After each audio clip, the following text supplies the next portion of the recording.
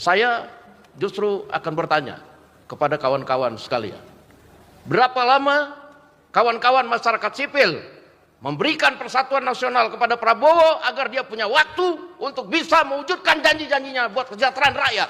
Berapa lama 2 tanker yang ditahan di Selat Hormuz tiba di dapur emak-emak supaya piringnya tidak kosong? Itu jawabannya.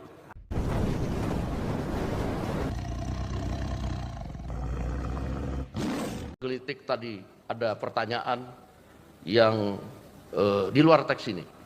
Tadi ada pertanyaannya yang mungkin saya akan coba ikut menjawab. Berapa lama Prabowo diberikan waktu untuk kemudian mewujudkan janji-janjinya? Kan kira-kira begitu. Saya justru akan bertanya kepada kawan-kawan sekalian, berapa lama kawan-kawan masyarakat sipil memberikan persatuan nasional kepada Prabowo agar dia punya waktu untuk bisa mewujudkan janji-janjinya buat kesejahteraan rakyat? Karena pada hari ini masyarakat sipil kita tidak kompak. Masyarakat sipil kita satu sama lain saling kemudian mencaci, satu sama lain kemudian mempertanyakan kebijakan pimpinan pemerintahan dengan tidak sehat. DFK, di medsos, itu saya lihat sudah tidak sehat. Kalau kita tanya, Prabowo hanya perlu satu persatuan nasional, baik dalam mengkritisi, baik dalam memberikan ide, maupun kemudian sumbangsih yang nyata. Kita perlu persatuan nasional dan sumbangsih yang bukan omon-omon. Itu yang kita minta kepada kawan-kawan masyarakat sipil sekalian. Oke. Berapa lama 2 tanker yang ditahan di Selat Hormuz tiba di dapur emak-emak supaya piringnya tidak kosong? Itu jawabannya. Kata Bahlil 20 hari itu.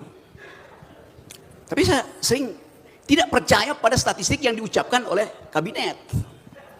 Masalahnya itu, emak-emak juga nggak percaya. Kalau saya korting 50%, bagaimana membuktikannya? Oh, ada grafiknya. Oh iya. Tapi grafik itu bisa direkayasa hanya untuk menjilat presiden. Kan kejujuran mesti diberikan tuh. Jadi, kalau dikatakan bahwa krisis sudah sedang terjadi, pasti. Tapi mitigasinya bagaimana? Itu soalnya tuh. Saya beri nama keadaan hari ini dengan faktor tertahannya suplai energi dunia dan kondisi daya beli masyarakat kita hari ini.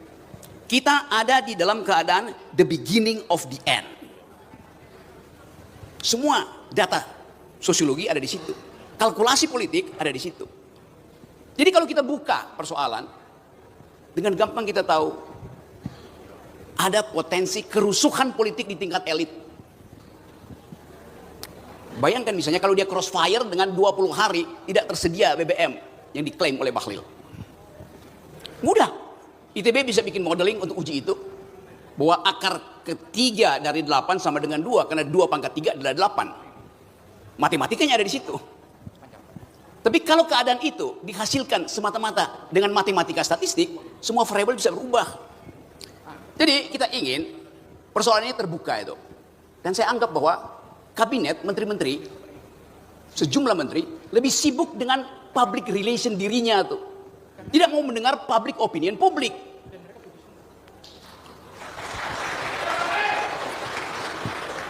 Jadi kita mulai hitung sekarang bahwa akan ada kesulitan pasti terjadi. Kesempatan kita hari ini adalah bukan menghitung kapan Prabowo mengambil jarak dengan Jokowi, nggak ada gunanya. Konsekuensinya apa kalau ambil jarak hari ini?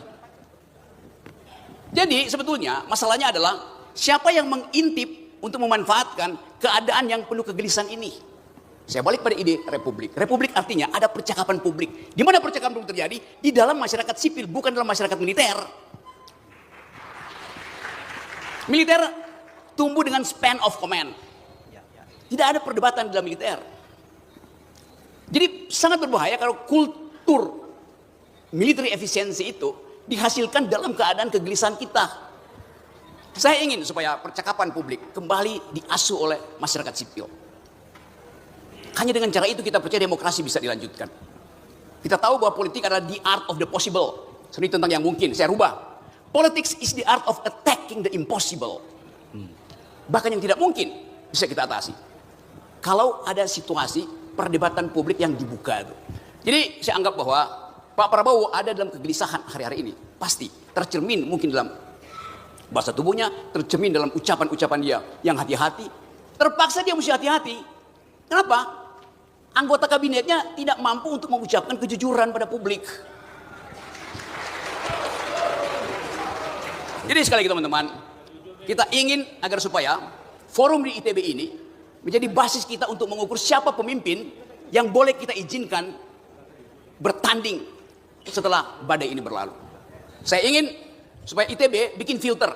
Calon pemimpin 2009, pertama dia harus lulus etikabilitas, integritasnya. Kedua, kalau dia lulus etikabilitas, kita uji intelektualitasnya. Di mana diuji? Ya di forum ini, bukan di forum dangdut. Jadi jadikan panggung ini panggung untuk menguji intelektualitas calon pemimpin. Kalau calon itu lulus etikabilitas, lulus intelektualitas, baru kita suruh dia pergi cari lembaga survei untuk tahu elektabilitasnya. Itu aturan berpikirnya tuh. Dan setiap calon pemimpin, dia mesti do speak global security, do speak environmental ethics, do speak human solidarity. Gampang kita bikin parameter itu. Jadi parameter itu dibikin dulu sebelum kita berupaya untuk mengintip keretakan di dalam rejim. Gak ada gunanya. Jadi sekali lagi teman-teman, saya kira ini forum yang baik untuk memulai pikiran. Karena di ITB dihasilkan kegelisahan. Di publik terjadi pelebaran kegelisahan. Tugas intelektual adalah bring ideas back into its center. Ide itu yang menentu. Tanpa ide tidak ada pikiran. Tanpa pikiran tidak ada politik yang bermutu. Terima kasih.